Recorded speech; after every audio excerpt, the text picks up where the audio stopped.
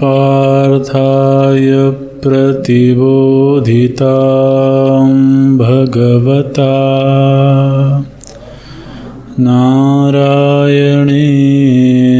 स्वयं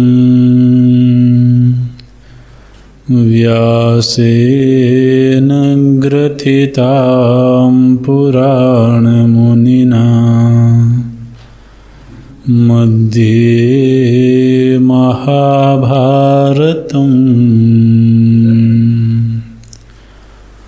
अद्वैतामृतवर्षिणीं भगवतीम् अष्टादशाध्यायिनीम्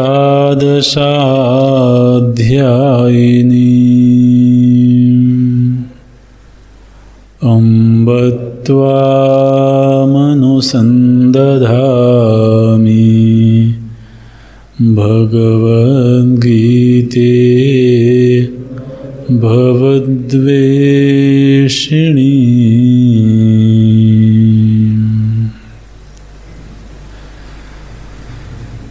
नमोऽस्तु ते व्यासविशालबुद्धे फुल्लारविन्दायतपत्रनेत्र येन त्वया भारततैलपूर्णः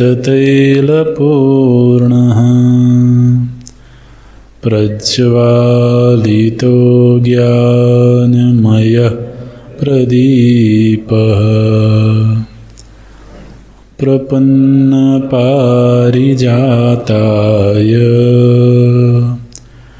तोत्रवेत्रैकपाणये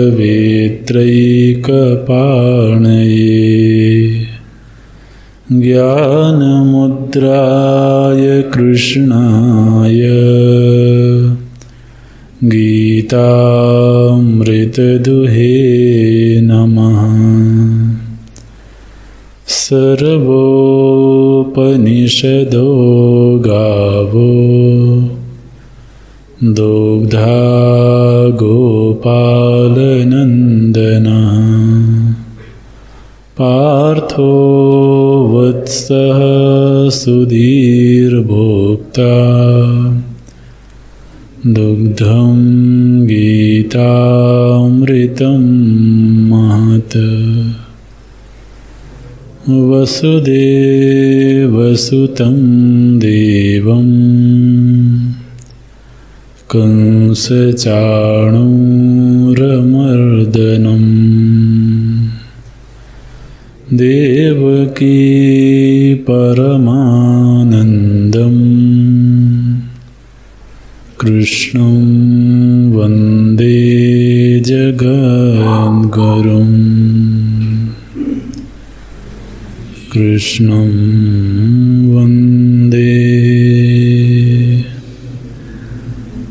जगद्गुरुम्।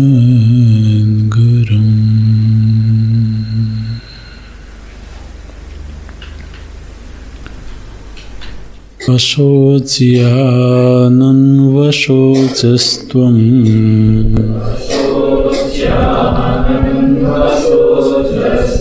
प्रज्ञावादांश्च भाषसे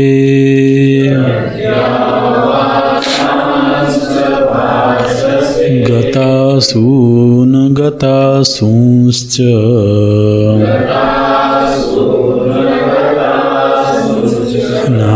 नानुशोचन्ति पंडिताः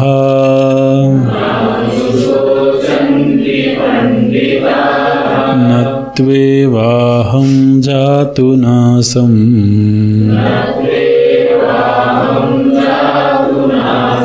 न त्वं नेमे जनाधिपाः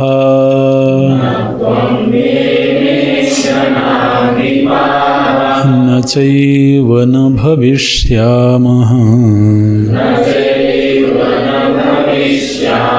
सर्वे वयमतः परम् देहिनोऽस्मिन् यथा देहे कौमारं यौवनं जरा तथा देहान्तरप्राप्तिः धीरस्तत्र न मुह्यति मात्रा स्पर्शास्तु कौन्तेय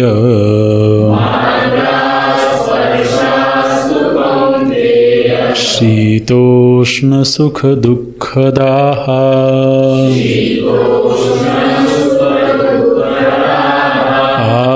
आगमापायिनो नित्याः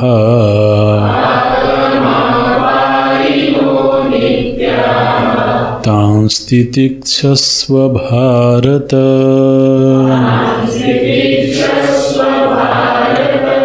यं हि न व्यथयन्त्येते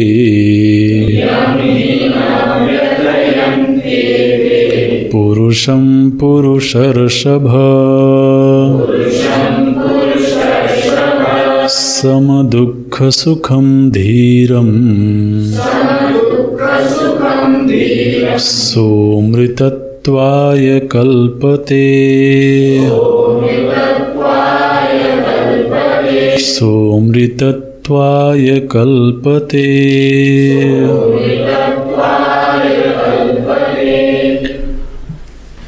देहः अस्य अस्ति इति देहि तस्य देहिनः देहवदात्मनः अस्मिन् वर्तमाने देहे यथा येन प्रकारेण कौमारं कुमारभावो बाल्यावस्था यौवनं योनो भावो मध्यमावस्था जरा वयोहानिः जीर्णावस्था इति एताः तिस्रः अवस्था अन्योन्यविलक्षणाः तासां प्रथमावस्था नाशे न नाशः द्वितीयावस्थोपजनने न उपजननम् आत्मनः किं तर्हि अविक्रियस्य एव द्वितीय तृतीयावस्था प्राप्तिः आत्मनो दृष्टा तथा तद्वत् एव देहात् अन्यो देहान्तरं तस्य प्राप्तिः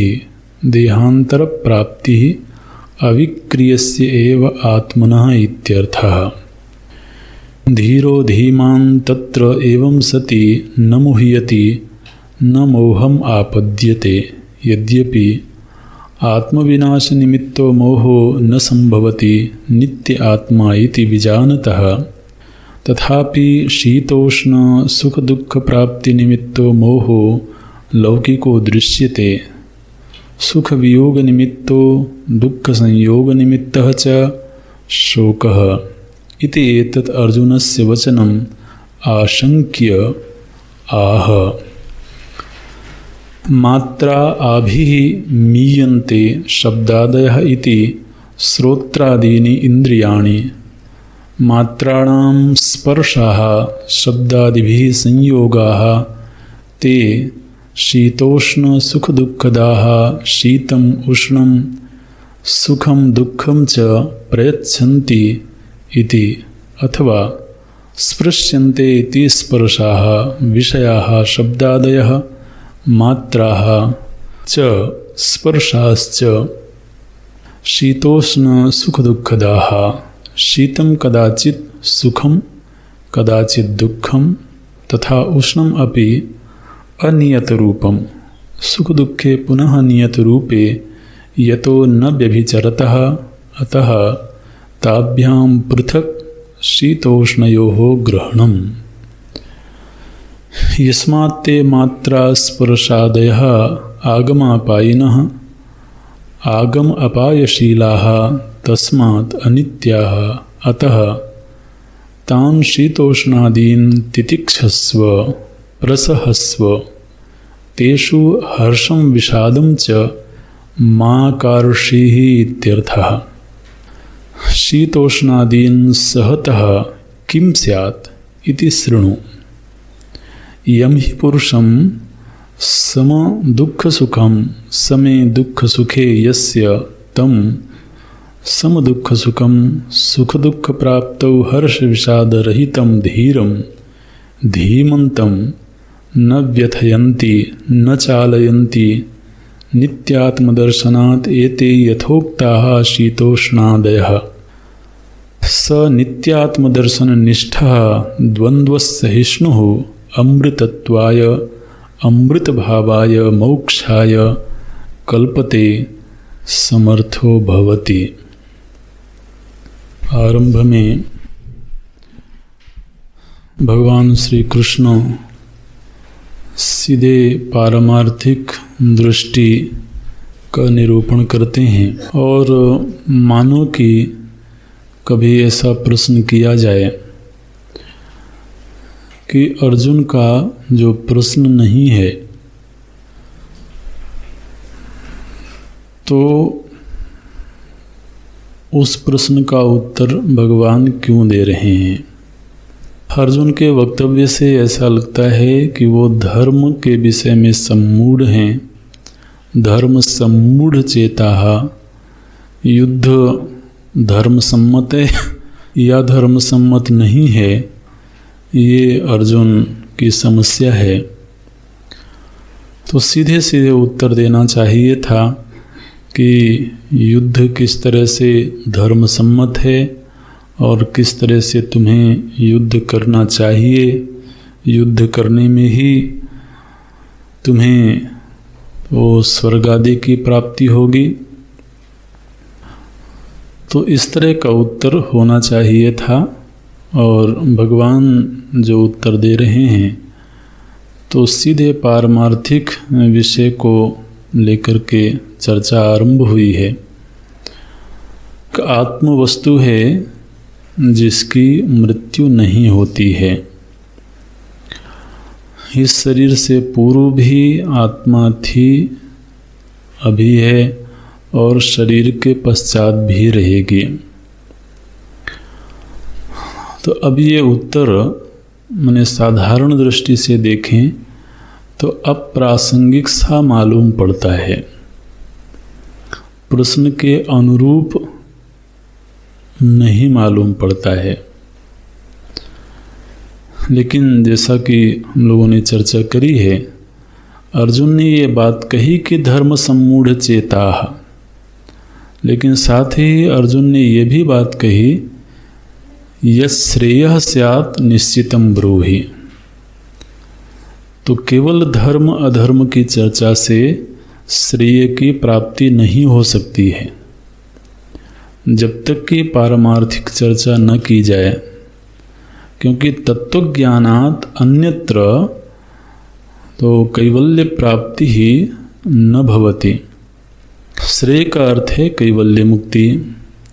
और अर्जुन अपनी समस्या व्यक्त करते हैं कि मैं धर्म सम्मूढ़ हूँ, लेकिन साथ ही वो जानने की जो प्रबल जिज्ञासा रखते हैं वो श्रेय के संदर्भ में है और श्रेय की प्राप्ति आत्मनिष्ठा से ही संभव है। इसलिए भगवान तत्वोपदेश आरंभ करते हैं।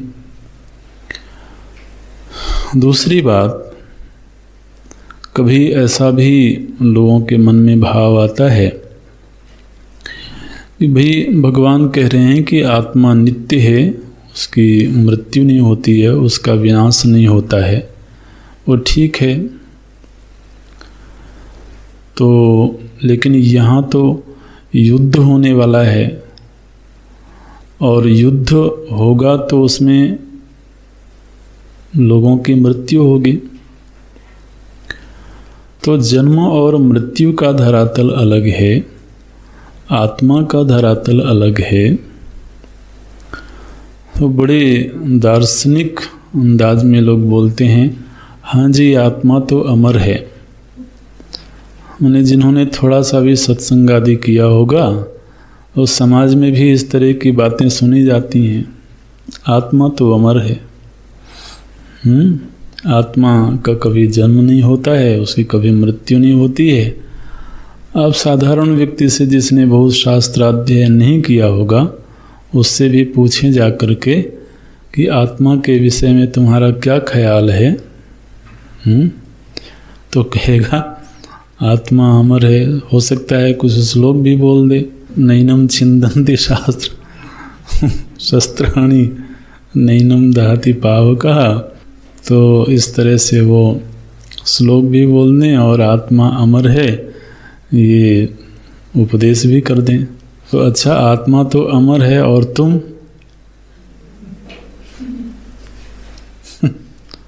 क्या हो? बोले मैं तो महाराज क्या हो तुम? बोले मैं शैतान सिंह हूँ। एक नाम सुना हमने राजस्थान में, शैतान सिंह। तो मेरा तो जन्म हुआ है, मृत्यु भी होगी। ये जो आत्मा से अपने आप को जुदा कर रखा है यही धारणा भ्रांत है। तो आत्मा अमर है और तुम क्या हो? तो जब भी आत्मा शब्द का प्रयोग करें तो अर्थ निकलना चाहिए मैं, ये मेरी बात की जा रही है। आत्मा कोई काल्पनिक वस्तु है जो अमर है, ऐसे नहीं। तो सीधे मेरी बात हो रही है। प्रभु जी ने कहा कि अर्जुन ये जो तुम्हें भेद दिखाई दे रहा है तो ये भेद दृष्टि देह भेदानुवृत्त्या बहुवचनम, ये देह में भेद से तो अनेकता सिद्धि हो रही है। और प्रभु जी ने कहा कि देखिए प्रभु जी ने जिस धरातल पर अपने को रखा, यहाँ पर भगवान ये नहीं कह रहे हैं कि आत्मा इस शरीर से पहले थी। भगवान ने क्या कहा? अहम। और क्या कह रहे हैं? त्वम। सीधे सीधे संबोधित कर रहे हैं कि तुम इस शरीर से पहले थे।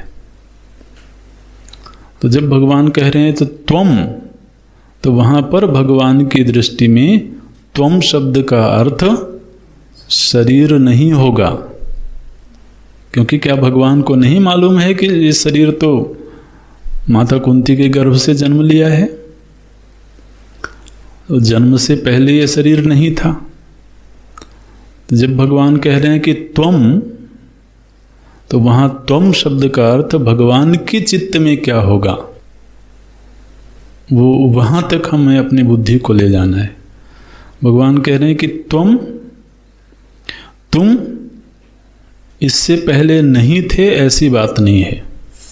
इसका मतलब तुम इससे पहले थे, तो इससे पहले मैंने इस शरीर से पहले, तो देह को तो इस कोटि में डाल दिया, और तुम को देह से पृथक जाना, तभी ये बात कही जा सकती है। और ठीक ऐसे ही अपने आप को भी, सबसे पहले तो अपने आप का ही नाम लिया, न तु एव अहम।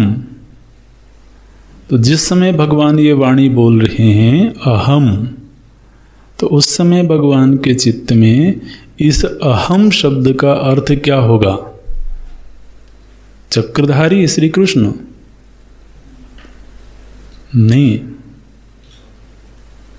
क्योंकि उस विग्रह का भी अवतार हुआ है एक काल विशेष में।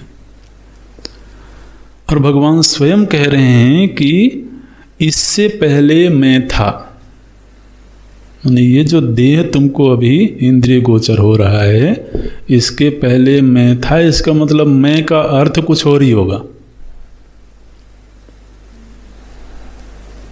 और तुम, वहां पर भी तुम का कुछ और अर्थ होगा। और इमे जनाधिपाहा, तो ये जो राजा गण हैं, अब राजा तो एक देहधारी की ही पहचान है, तो देहधारी की पहचान को संबोधित करते हुए भगवान की दृष्टि कहाँ है? परमार्थ में। तो उस परमार्थ के धरातल से जब तुम विचार करोगे तो फिर यहाँ किसी के मृत्यु की संभावना नहीं है। शोक का निमित्त बन रहा था भविष्य में संभावित मृत्यु। तो शोक का निवारण करना भगवान के वक्तव्य का प्रयोजन है। तो भविष्य में संभावित जो मृत्यु है, वह मृत्यु भयभीत कर रही है और वह शोक को जन्म दे रही है। भगवान अर्जुन की बुद्धि को और उनके माध्यम से हम सभी की बुद्धि को देह से ऊपर उठा करके आत्म भाव में ले जाना चाहते हैं। जब तक हमारी बुद्धि का वहाँ तक आरोहण नहीं होगा, तब तक जन्म और मृत्यु को कैसे मना किया जा सकता है? माने ये तो फिर अप्रासंगिक बात हो जाएगी अगर देह को ही त्वम कह के संबोधित किया जा रहा हो और साथ ही ये भी कहा जा रहा हो कि इस देह की मृत्यु नहीं होगी। ये तो बड़ी अप्रासंगिक बात होगी। वो तो सर्व अनुभूत सत्य है। इसलिए यहाँ अहम, त्वम, इमे, ये सारे जो शब्द हैं ये देह को केंद्र में रख करके नहीं है। हाँ, बहुवचन की जो प्रयोग हो रहा है वो अर्जुन की दृष्टि से, चूंकि अर्जुन को अभी तुम में ये सब पृथक पृथक दिख रहे हैं, तो इसलिए अर्जुन की दृष्टि का अनुवचन भगवान कर रहे हैं। लेकिन भगवान की दृष्टि में वो पारमार्थिक सत्य का उद्घाटन कर रहे हैं। तो अब यहाँ पर ये जो 12वां श्लोक है, इस 12वें श्लोक पर महाराज वो श्री रामानुजाचार्य जी ने एक सुदीर्घ भाष्य लिखा। और मुख्य रूप से जैसा कि कल हमने संकेत किया था, यहाँ पर भगवान भाष्यकार तो बहुवचन को लेकर के एक जो टिप्पणी करते हैं, देह भेदानुवृत्त्या बहुवचन न आत्मभेदाभिप्रायेण। तो जो बहुवचन का प्रयोग हो रहा है ये देह की दृष्टि से हो रहा है, आत्मा की दृष्टि से नहीं। इसका मतलब आत्मा की दृष्टि से क्या होगा? एकत्व होगा, है ना। बहुवचन माने अनेकत्व, अनेक आत्मा की सिद्धि देह दृष्टि से होगी, आत्मदृष्टि से अनेक की सिद्धि नहीं हो सकती है। ये भगवान भाष्यकार का निर्णय है। यही श्रुतियों का निर्णय है, स्मृतियों का निर्णय भी है। लेकिन हमारे जो और दर्शन हैं, उन दर्शनों ने इस निर्णय को स्वीकार नहीं किया। अब जैसे विशिष्टाद्वैत दर्शन है, तो विशिष्टाद्वैत दर्शन ने भेद को पारमार्थिक माना। तो जीव और ईश्वर, इन दोनों में जो भेद है वह पारमार्थिक है। वेदांत क्या कहता है कि भेद औपाधिक है। भेद को मना नहीं करते हैं, लेकिन जीव का जीव के साथ में या जीव का ईश्वर के साथ जो भेद है वो भेद कैसा है? औपाधिक है। ये बोलने में कोई दिक्कत हो रही है? लेकिन जब तात्विक दृष्टि से देखेंगे तो वहाँ पर जीव और ईश्वर में कोई भेद नहीं है। ये तो हमने अब तक पढ़ा है वेदांत में। श्री रामानुजाचार्य जी ने कहा कि नहीं, तात्विक दृष्टि से भी जीव और ईश्वर में भेद है। और महाराज उन्होंने इस श्लोक को आधार बना करके तो भगवत वचन से पोषण किया अपने सिद्धांत का, और न केवल अपने सिद्धांत का पोषण किया बल्कि अद्वैत सिद्धांत का खंडन भी किया। आपको थोड़ा स्वाद चखाएं?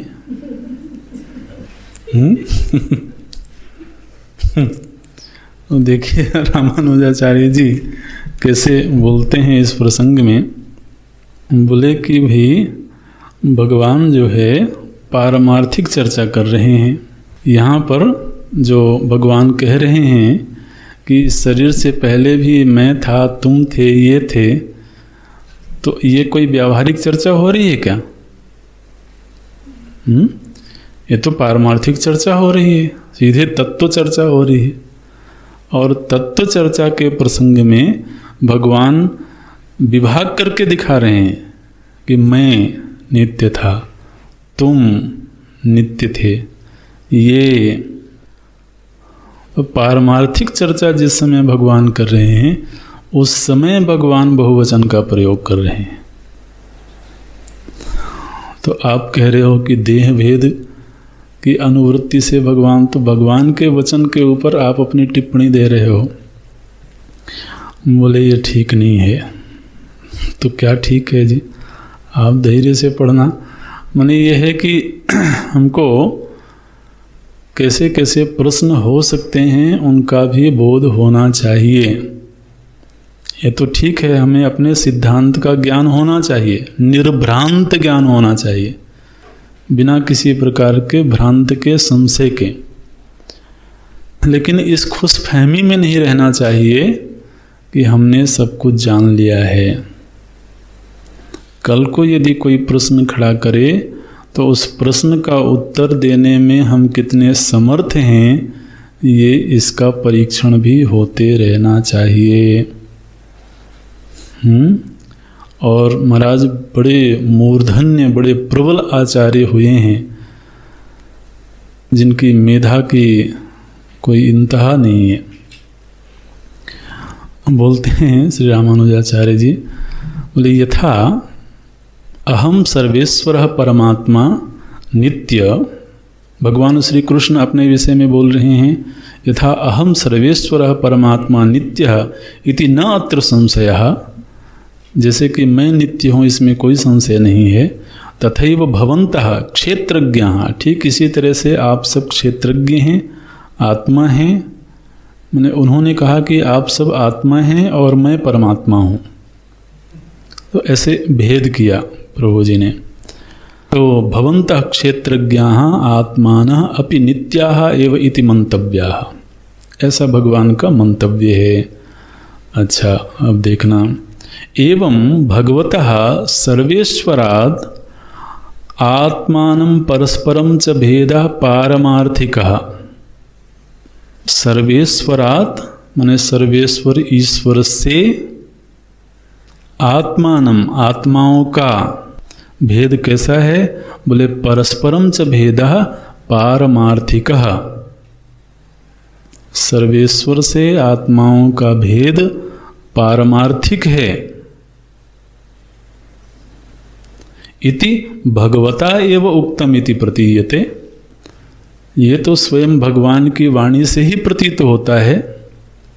अज्ञान मोहितम प्रति तन्निवृत्तये पारमार्थिक नित्यत्वोपदेश समये, जिस समय पर भगवान पारमार्थिक चर्चा कर रहे हैं और जीवों के अज्ञान की निवृत्ति के लिए प्रयत्नशील हैं, उस प्रसंग में भगवान किन शब्दों का प्रयोग कर रहे हैं? अहम त्वम इमे सर्वे स्वयं इति व्यपदेशात्, इस तरह से विभाग करके भगवान स्वयं बोल रहे हैं। इसलिए भेद तो पारमार्थिक है, ऐसा भगवान के वचनों से लगता है। अच्छा, अब कुछ लोग हैं तो श्री रामानुजाचार्य जी से पूछा जाए कि आपने भगवान शंकराचार्य जी को पढ़ा है कि नहीं? उन्होंने तो कहा है कि देह भेदानुवृत्त्या बहुवचनम, बहुवचन का प्रयोग किया है प्रभु जी ने, वो तो देह के भेद से किया है। वो बोलते हैं हमने जरूर पढ़ा है, अच्छी तरह से पढ़ा है, और उस पर हमें प्रश्न है, तो आगे बढ़ें। आप समझो इन सारे प्रश्नों को उत्तर भी है हमारे पास में, इसलिए आप चिंता नहीं करना। बोलते हैं औपाधिक आत्मभेदवादे, जिन्होंने आत्मा के भेद को औपाधिक स्वीकार किया है, सीधे सीधे नाम नहीं लिया कि किसने स्वीकार किया जिन्होंने तो औपाधिक आत्मभेदवादे ही आत्मभेदस्य अतात्विकत्वेन तत्वोपदेश समये भेद निर्देश न संगच्छते। तो जिस समय पर तो भगवान तत्व का उपदेश कर रहे हैं उस समय पर भेद की चर्चा नहीं करनी चाहिए थी भगवान को।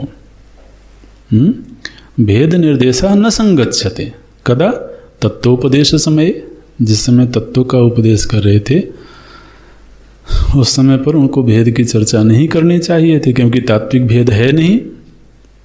भगवदुक्त आत्मभेद स्वाभाविक, भगवान के द्वारा जो आत्मभेद बताया गया है वो स्वाभाविक है, और इसके लिए हम श्रुतियों का प्रमाण दे सकते हैं। इति श्रुति अपि आह, श्रुति भी ऐसा कहती है। क्या? नित्यो नित्यानाम चेतनश्चेतनानाम एको बहूनाम यो विदधाति कामान।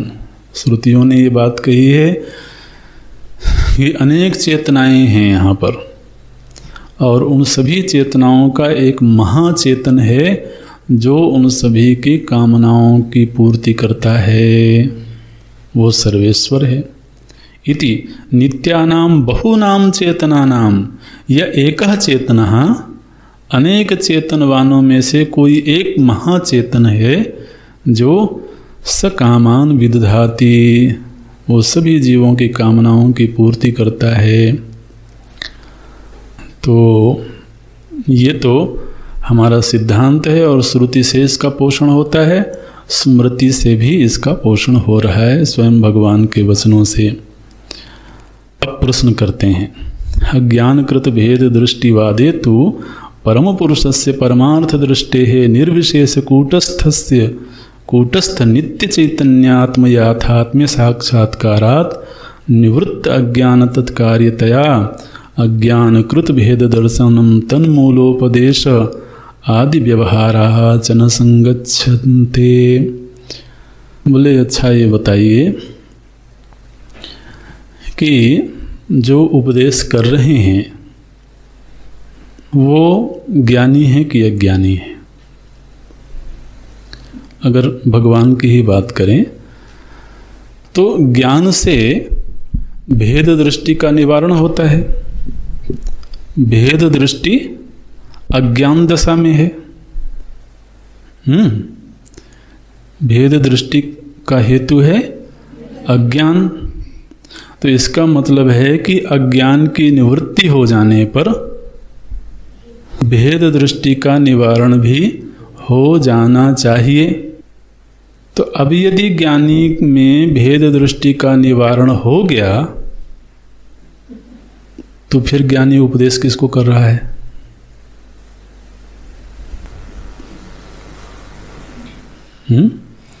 भाई ज्ञानी की दृष्टि में अब भेद है ही नहीं है, एक अद्वितीय तत्व है। तो यदि ज्ञानी की दृष्टि में भेद है नहीं तो फिर वो उपदेश किसको करेगा?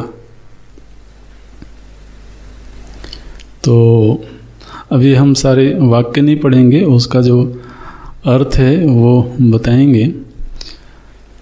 बोले अच्छा जी, तो इसकी व्यवस्था ऐसे लगती है कि भेद दृष्टि का निवारण हो जाने पर भी जो प्रातीतिक वस्तु होती है उसकी प्रतीति होती रहती है, ऐसे कहा जाए। मैंने पहला प्रश्न अपनी जगह पर है।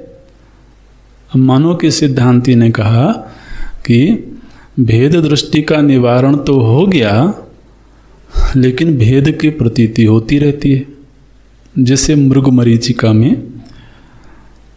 तो इस बात का ज्ञान तो हो गया कि वहाँ जल नहीं है, तो ज्ञान हो जाने के बावजूद जल की प्रतीति तो वहाँ हो रही है।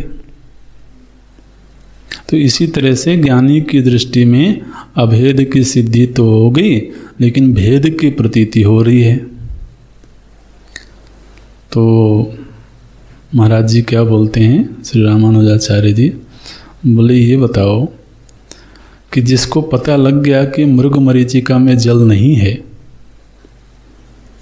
तो क्या फिर वो बाल्टी लेकर के जाएगा वहां जल भरने के लिए?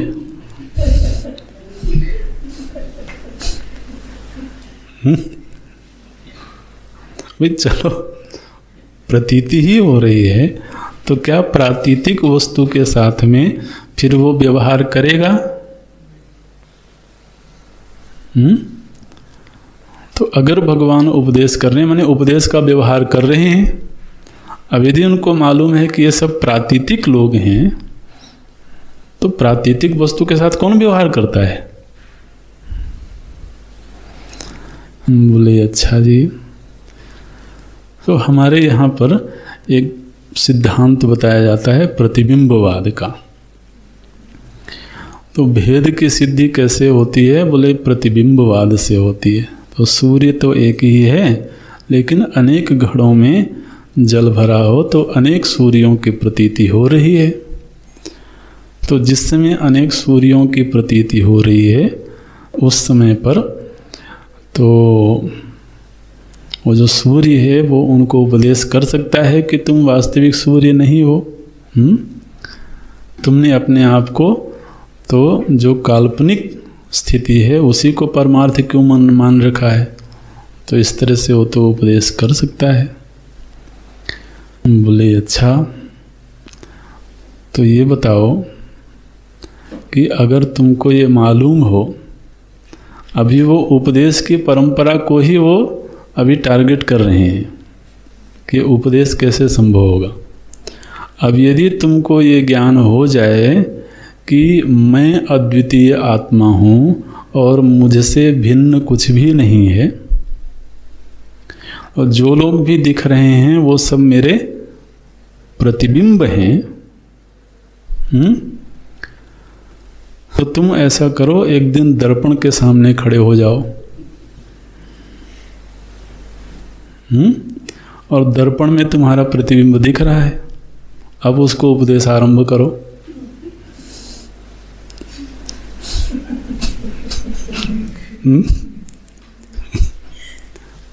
तो बोलते हैं प्रतिबिंबवत प्रतीयमानेभ्यः अर्जुनादिभ्यः इति चेत। यदि आप ये कहो कि भगवान की दृष्टि में जो अर्जुन आदि हैं वो भगवान के प्रतिबिंब हैं, तो इसलिए भगवान अपने प्रतिबिंब रूप अर्जुन को उपदेश कर रहे हैं। बोलते हैं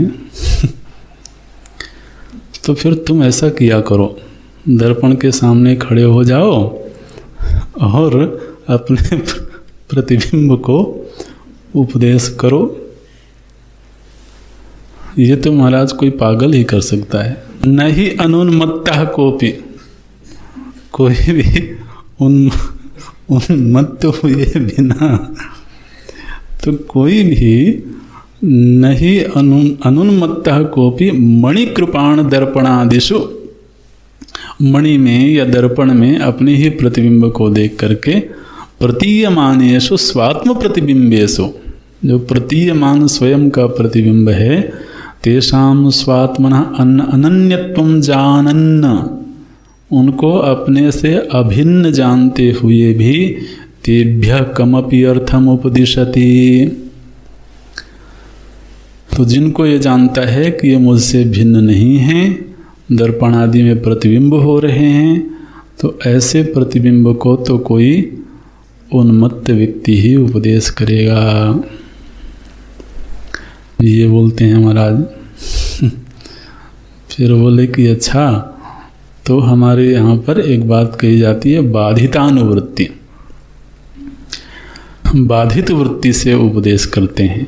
जो आत्मज्ञानी हैं उनको ज्ञान तो हो गया, लेकिन वो बाधित वृत्ति से उपदेश करते हैं। बोले अच्छा, तो इसका उत्तर भी देते हैं।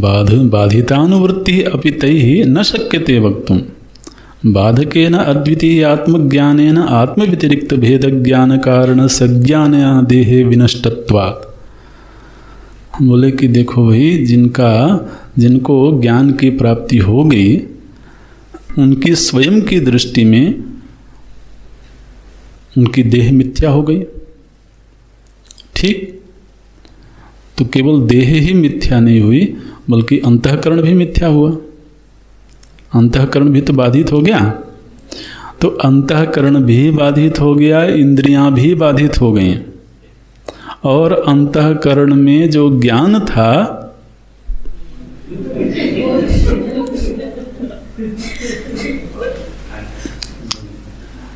वो कोई सत्य है क्या? बोले वो भी बाधित हो गया।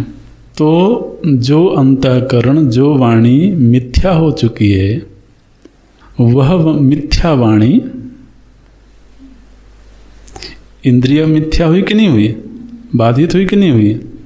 तो अब इंद्रिय बाधित हो गई, माने मिथ्या हो गई।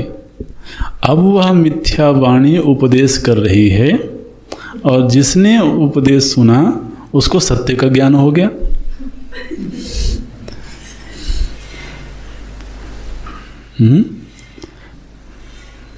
आपको शायद थोड़ा सा स्वाद मिले कि प्रश्न हो सकते हैं, और इसलिए कितना चिंतन की आवश्यकता है, कितने मनन की आवश्यकता है, तो वो करना ही है। ये जो अल्प संतोषी वृत्ति है ना, उससे काम नहीं चलेगा। नहीं जी, हमने तो जान लिया है, हमने तत्वबोध पढ़ लिया है, हमने उपदेश सारम पढ़ लिया है, इतने उपनिषद पढ़ लिए। अब अगर हम इस पर आगे उत्तर न दें तो आप उत्तर देना। फिर प्रश्न तो हमने बहुत सारे उठा दिए हैं। आगे और भी प्रश्न है, ऐसा नहीं कि प्रश्नों की कमी है। बोले अच्छा, जो गुरु हैं, जो जिनको तत्व ज्ञान हो गया है, उनकी दृष्टि में शिष्य सत्य है कि मिथ्या है?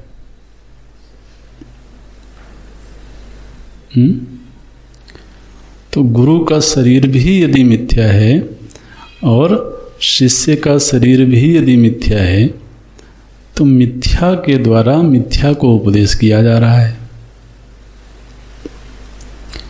तो सत्य का बोध कैसे हो जाएगा भाई? ये बताइए। और यदि ये कहा जाए कि नहीं, गुरु को भी मिथ्यात्व का बोध नहीं हुआ है, इसका मतलब वो भी अज्ञानी है। और अज्ञानी के द्वारा उपदेश किया जाए तो भी सत्य का ज्ञान कैसे होगा? आप बहुत परेशान तो नहीं हो रहे हैं? हो रहे हैं, होना ही चाहिए। बुद्धि को प्ररोचना कैसे मिलेगी? नहीं तो कक्षा सुन लिया, जाके सो गए, ऐसे काम नहीं चलेगा। जितना सुना है उतना ही मनन भी करना है, तब जाकर के ये ज्ञान धीरे धीरे आत्मसात होगा। अब अभी इस प्रसंग को यहाँ पूरा करते हैं। इसमें ऐसा है कि मैंने अभी ज़्यादा इन प्रश्नों का उत्तर नहीं देंगे, बस एक दो बात करके आगे बढ़ेंगे। वो ये है कि भेद की सिद्धि, माने अंततः जब ये भाष्य पूरा हुआ श्री रामानुजाचार्य जी का, सारे प्रश्न खड़े करते हुए, तो अंतिम निष्पत्ति उन्होंने यही दी कि जो भेद है वो पारमार्थिक है, ऐसा उन्होंने स्वीकार किया। हमारा ये कहना है कि बिना उपाधियों के भेद की सिद्धि आप किसी भी प्रकार से करके दिखा दो। एक वाक्य आप नोट कर लेना मन में भी और कॉपी में भी, निर्विशेषे भिदा कुतः। ये पहले भी शायद सुना होगा, निर्विशेषे भिदा कुतः। आप ये बताइए कि आप आत्म वस्तु को, या आप चाहे परमात्मा कहना चाहें तो कह लें, तो जो परमात्मा हैं वो सविशेष हैं कि निर्विशेष हैं? यदि सविशेष हैं, नित्य सविशेष हैं, उन्होंने नित्य सविशेष माना महाराज, तो यदि वो नित्य सविशेष हैं तो जो विशेषणों से युक्त होता है वो सत्य नहीं होता है, क्योंकि विशेषणों में तो क्षय और वृद्धि होती है। तो जो भी सविशेष होगा वह सत्य नहीं हो सकता है।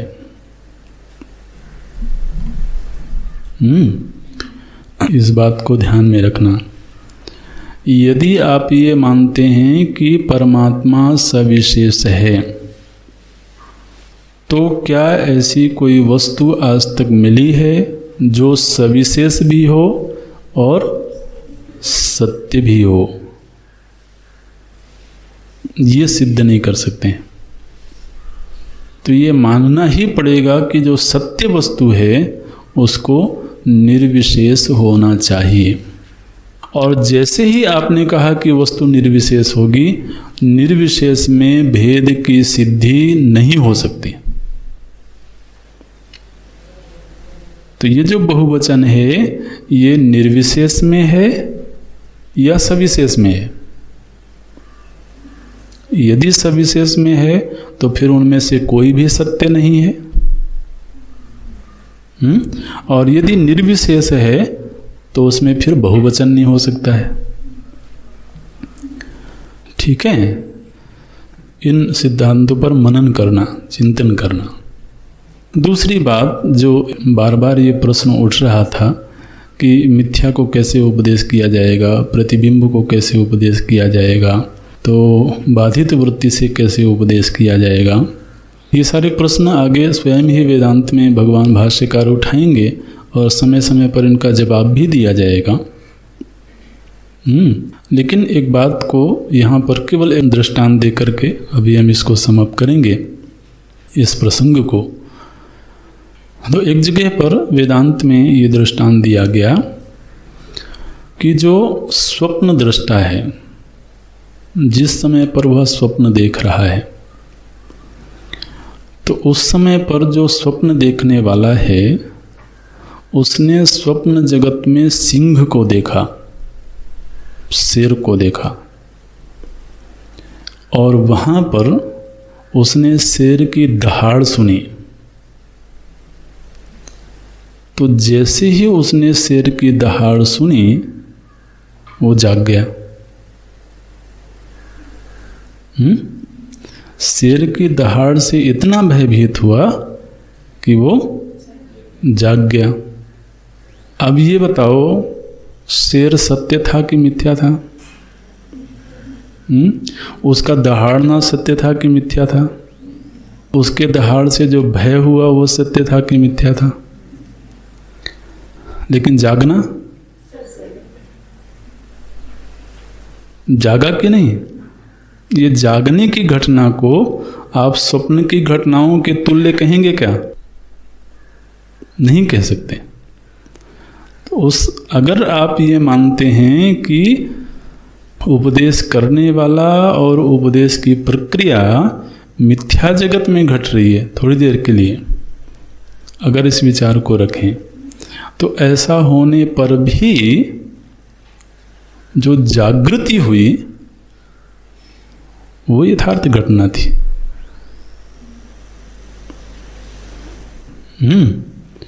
जैसे अभी अभी हम पढ़ रहे हैं, भगवान भाष्यकार जी ने कहा कि जो श्रुतियां हैं, ऋग्वेद आदि श्रुतियां, वो सब अपरा विद्या हैं।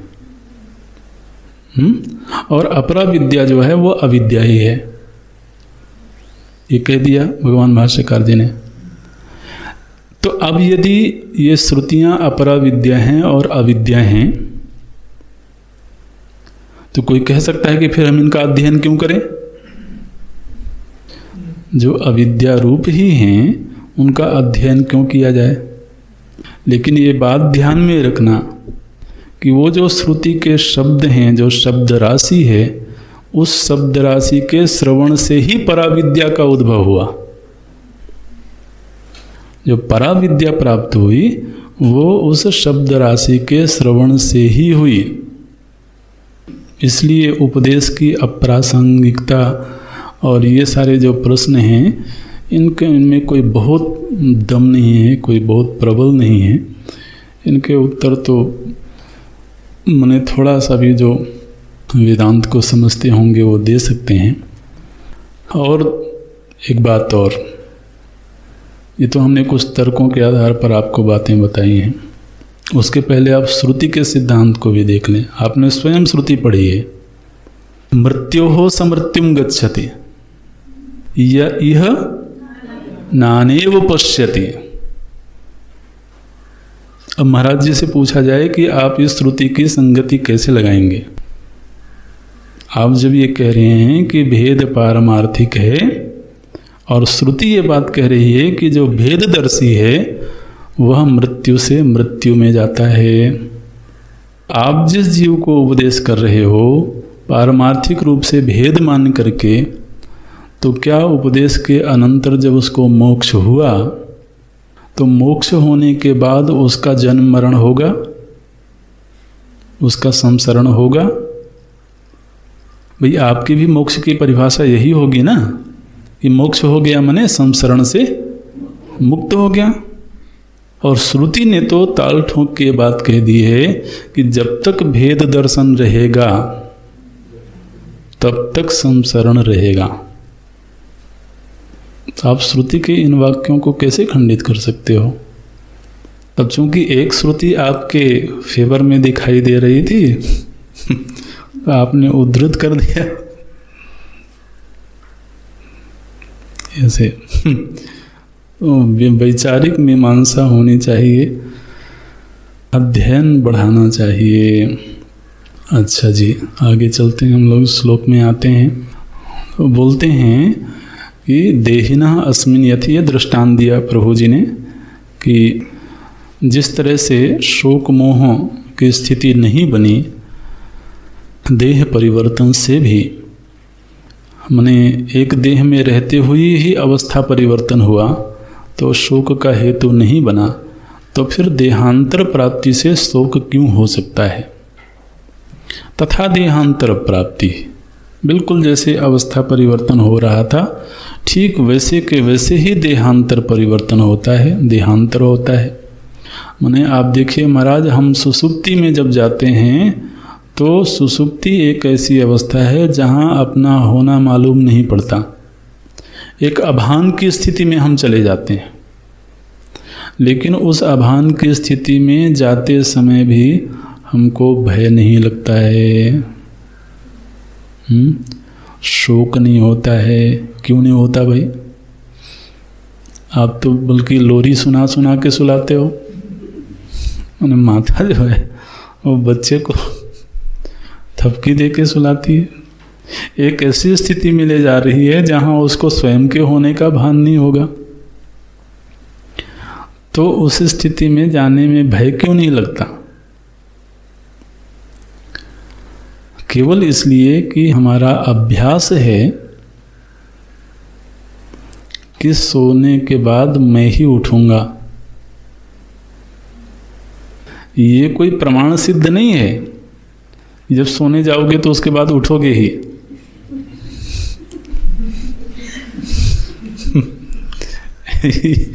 ये कोई प्रमाण सिद्ध नहीं है, लेकिन फिर भी भय नहीं लगता। उसका केवल एक ही हेतु है कि अभ्यास हमारा है। हर बार जब मैं सोने गया था तो सुबह वही उठा जो सोने से पहले था।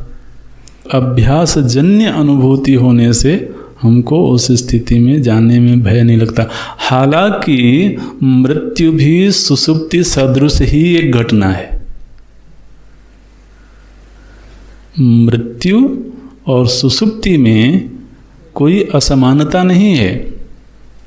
जिस तरह से सुसुप्ति में अपना होना मालूम नहीं पड़ता है, उसी तरह से मृत्यु में जाने पर भी अपना होना मालूम नहीं पड़ता है।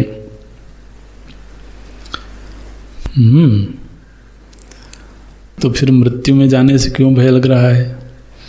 बोले भय इसलिए लग रहा है कि यही शरीर नहीं मिलेगा। अरे नहीं मिले तो नहीं मिले, और अच्छा ब्रांडेड शरीर मिलेगा, नया शरीर तो फिर उसमें भय कैसा? तो केवल भय का कारण आसक्तियां और हमेशा ममेते, यही सब भ्रांत प्रत्यय हैं।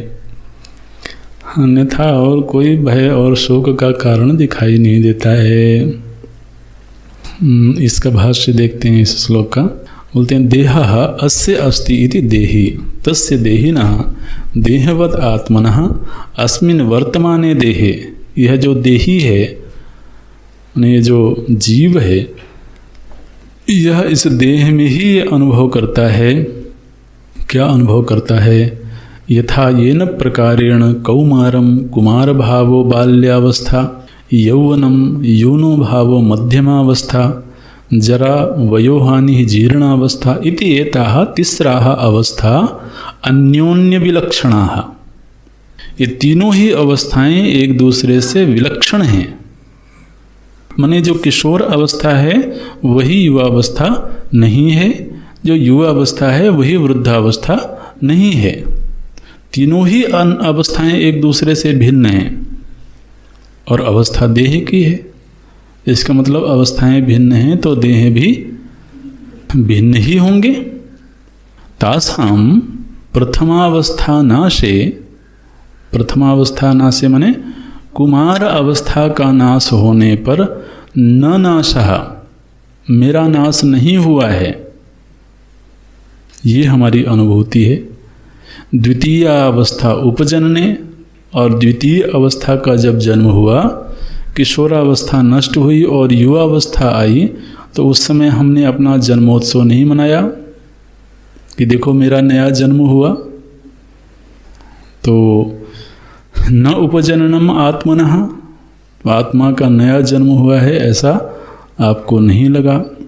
किम तर्हि, तो यदि यहाँ पर ये बात नहीं है तो फिर अविक्रिय से एव, तो जो अविक्रिय आत्मा है वह द्वितीय तृतीय अवस्था प्राप्ति आत्मनो दृष्टा। तो अवस्थाओं की प्राप्ति होने पर भी आत्मा तो दृष्टा ही है। वो तो तीनों ही अवस्थाओं में ना मृत्यु को प्राप्त हुआ न नाश को प्राप्त हुआ। ठीक इसी तरह से तथा तद्वत एव, ठीक ऐसे ही देहाद अन्यो देहांतरम, तो इसी तरह से इस देह से, माने आप कड़ी को ऐसे जोड़ लें कि किशोरावस्था एक देह है, युवावस्था दूसरी देह है, वृद्धावस्था तीसरी देह है, फिर किशोरावस्था चौथी देह है, वृद्धावस्था के बाद अगेन किशोरावस्था आएगी। ठीक है, तो सारे देह तो अलग अलग ही हैं।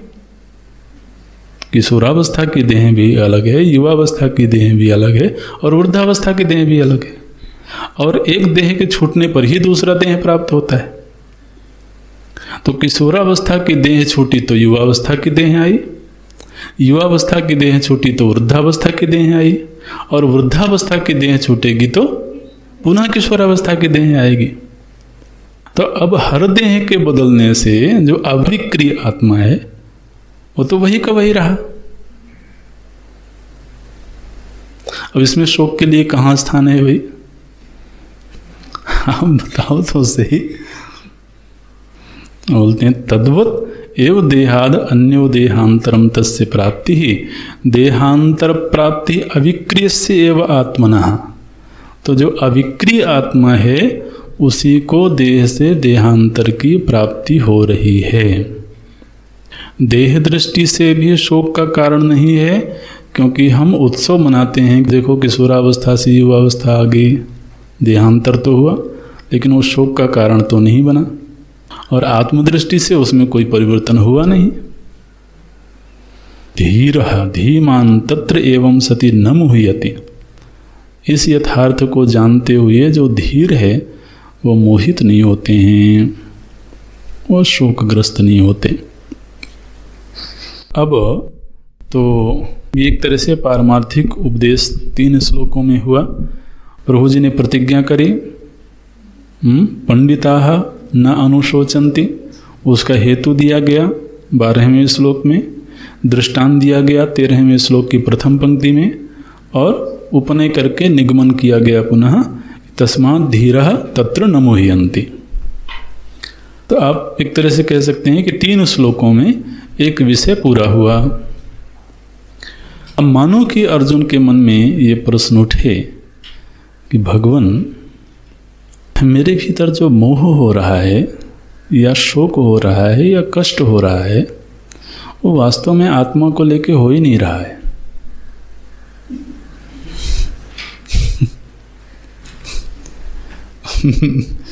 मेरी जो पीड़ा है वो आत्मा को लेकर के नहीं है। तो क्या है पीड़ा भाई? बोलते हैं यद्यपि आत्म विनाश निमित्तो मोह न संभवति, आत्मा के विनाश से संबंधित मोह नहीं हो सकता है। क्यों? क्योंकि नित्य आत्मा इति विजानतः, क्योंकि हमको मालूम है कि आत्मा नित्य है, इसलिए उसके नष्ट होने की संभावना नहीं होने से शोक की भी संभावना नहीं है, और वो शोक हो भी नहीं रहा है। तो शोक का हेतु क्या है भाई? बोले तथापि शीत उष्ण सुख दुख प्राप्ति निमित्तो मोह लौकिको दृश्यते। ये दुनिया में लौकिकों में भी जो लोग शोकग्रस्त हो रहे हैं, दुखी हो रहे हैं, तो कोई आत्मा को लेकर के थोड़े ही दुखी हो रहे हैं। जब कोई बैठ के रो रहा होता है तो थोड़ी कहता है कि देखो आत्मा मर गई, कितने कष्ट की बात है। तो वो आत्मा को लेकर के तो शोक करता नहीं है। शोक तो करता है जो उसको सुख दुख की प्राप्ति हो रही है, जो शीत उष्ण आदि की प्राप्ति हो रही है। शीत उष्ण सुख दुख प्राप्ति निमित्त मोह लौकिको दृश्यते। तो जब लौकिक जगत में सुख दुख की प्राप्ति होती है, शीत उष्ण की प्राप्ति होती है, तब शोक का जन्म कैसे होता है?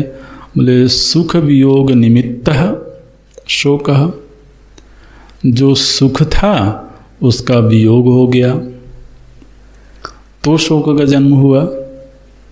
और दुख संयोग निमित्तः, और जो दुख था उसका संयोग हो गया तब भी शोक का हेतु बन गया।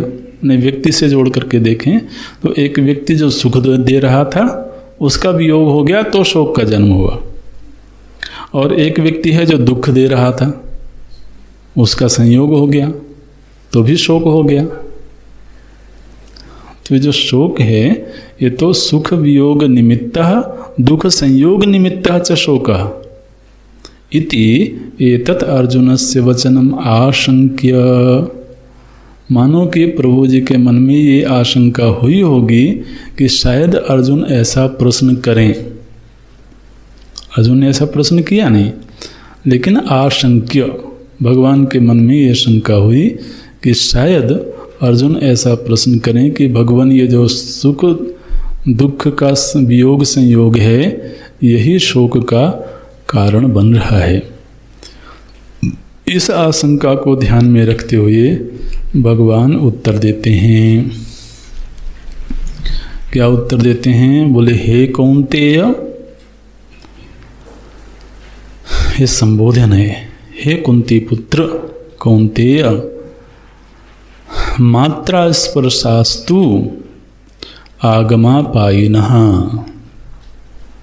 पहले छोटा वाक्य ऐसे बनाएंगे, मात्रा स्पर्शास्तु आगमापायिनः। जो मात्रा और स्पर्श हैं, मात्रा का अर्थ होता है इंद्रियां और स्पर्श का अर्थ होता है शब्द आदि विषय। तो जो इंद्रियां हैं और इंद्रियों से ग्रहण किए जाने वाले विषय हैं, आखिर ये बताओ, अभी इसको पहले समझना। आपने ये प्रश्न किया, मानो कि ये प्रश्न करें कि भाई जो शोक है ये आत्मा से के निमित्त से नहीं है, क्योंकि हम जानते हैं कि आत्मा नित्य है, उसकी मृत्यु नहीं हो सकती। इसलिए आत्मा निमित्तक शोक नहीं है। तो शोक का हेतु क्या बना फिर? बोले कि शोक तो सुख का वियोग होने से और दुख का संयोग होने से शोक हुआ। तो बोले ये जो सुख का संयोग और दुख का वियोग, या सुख का वियोग और दुख का संयोग, ये चीज़ें इंद्रिय और विषय के संपर्क से ही आते हैं। चाहे वो शीत हो, उष्ण हो, सुख हो, दुख हो, ये सारी जो वृत्तियां हैं, ये वृत्तियां कहाँ से आती हैं? इंद्रिय और विषय के संयोग से। तो इंद्रिय विषय का संयोग होता रहेगा तो शीत और उष्ण, सुख और दुख, ये तो हमेशा ही आते रहेंगे। क्या तुम कोई ऐसा समाधान खोज सकते हो कि इंद्रिय का इंद्रिय के विषयों से संयोग तो होता रहेगा लेकिन दुख नहीं आएगा? ऐसी कोई व्यवस्था कर सकते हो क्या? सारी दुनिया लगी तो इसी व्यवस्था में है। चाहे वो विद्यालय हो, चाहे चिकित्सालय हो,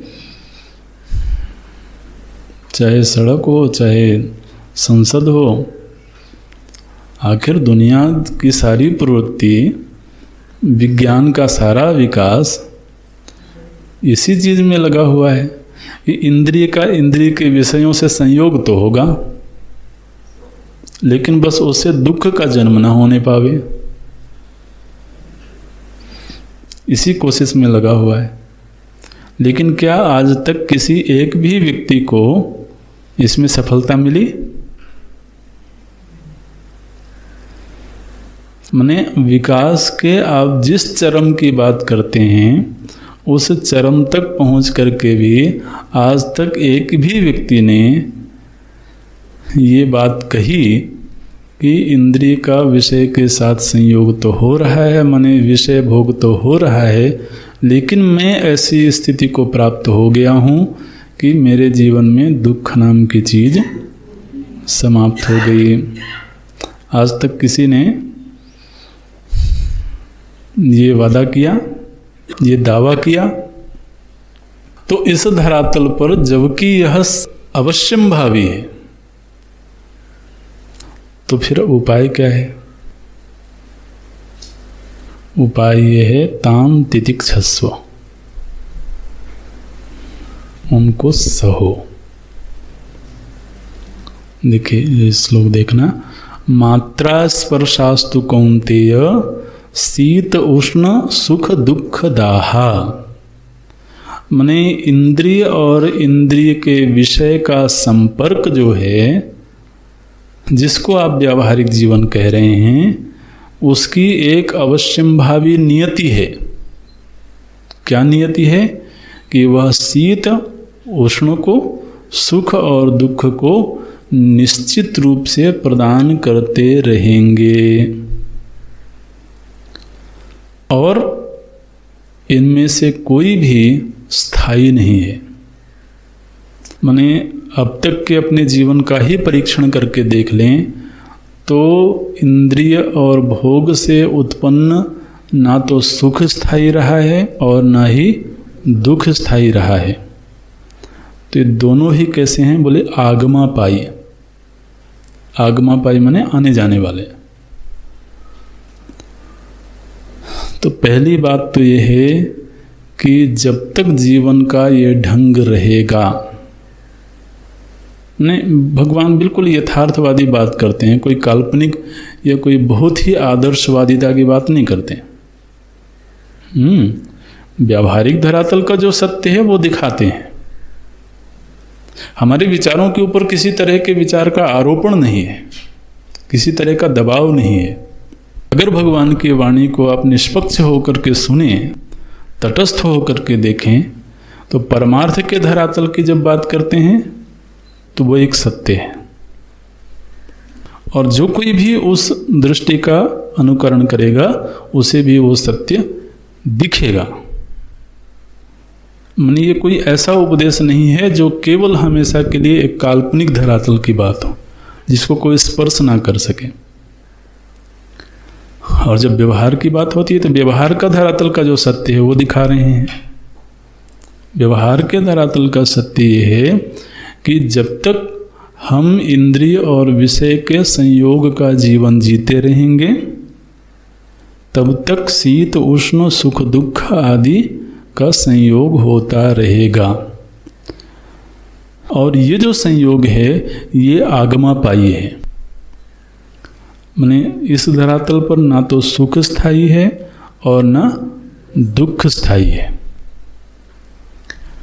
ये एक धरातल का सत्य है। अब उपाय क्या है?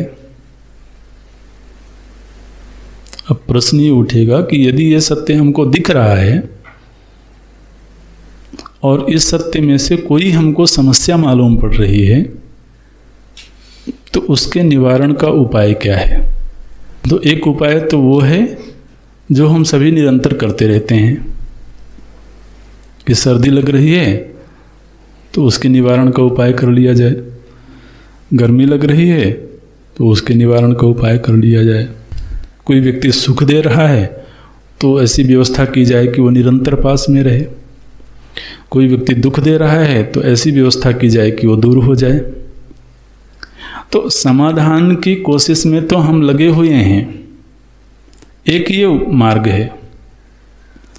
और दूसरा मार्ग ये है कि उसको स्वीकार करके और सहन शक्ति का विकास किया जाए।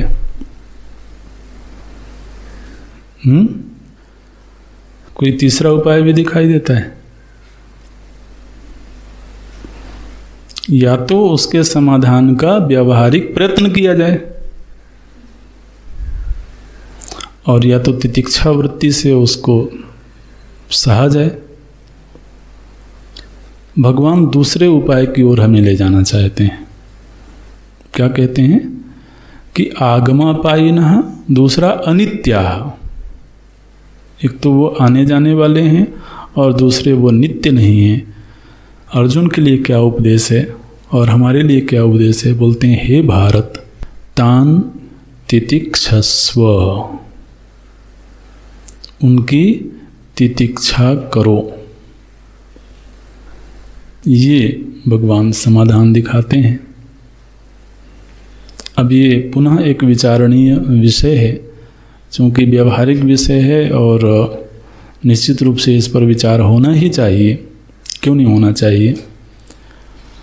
तो अब इसमें भी प्रश्न उठेंगे, यदि हर व्यक्ति इस उपदेश को स्वीकार करे कि तान तितिक्षस्व, तो व्यावहारिक समस्याओं के समाधान संबंधी जितने मानवीय प्रयत्न हैं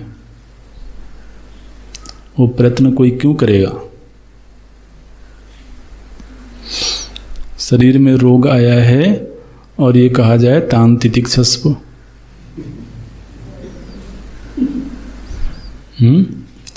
सर्दी लग रही है और कहा जाए तान तितिक्षस्व, भूख लगी है और कहा जाए